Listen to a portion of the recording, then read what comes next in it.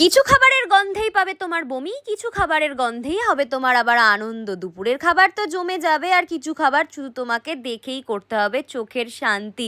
তো এই দুঃখ মেনে নিয়েই চলো শুরু করি আজকের মতো what I it in a day. সকালে ঘুম থেকে উঠেই আমার সবচেয়ে অপছন্দের খাবার হচ্ছে এই বিট গাজরের জুস, যেটা দিদি আমাকে ঠুসিয়ে ঠুসিয়ে রোজ খাওয়ায়।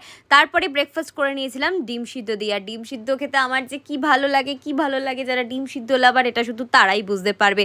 তারা সবার আগে কিন্তু লাইক করবে যারা ডিম সিদ্ধ খেতে খুব ভালোবাসো। মাঝে একটু খিদে পেয়ে গেছিলো, তাই খেয়ে নিয়েছিলাম একটু ডার্ক চকলেট, আর এটাও কিন্তু আমি খেতে বেশ ভালোবাসি। লাঞ্চে ছিল এক গাদা খাবার, আলু ভাজা, করলা ভাজা, মাছ, কাতলা মাছ, পাবদা মাছ, তার সাথে রয়েছিল ইঁচড় চিংড়ি। তো প্রচুর প্রচুর খাবার, তো জমে গেছিলো লাঞ্চ।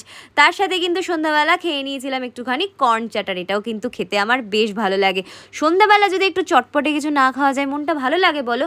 কতদিনের শখ ছিল বড় হয়ে বড়দের মতো চা খাবো, তো এখন তো আমি বড় হয়ে গেছি। তবে সবসময় চা না খেলেও কিন্তু মাঝে মাঝে লিকার চাটা আমার চলে। তোর ফুচকা তো খেতে যায়নি বাপু, একটু টক জলই তো খেতে গেছিলাম, তাও কিনা মুখের সামনে থেকে কেড়ে নিলি। তারপরে দিদি একটু ঘুগনি বানিয়ে দিয়েছিল আমাকে দয়া করে, তো সেটাই খেলাম, ডিনার কমপ্লিট করলাম। আর তারপরে খেয়ে নিয়েছিলাম গ্রিন টি। তো আজকের মতো ইতি, টাটা।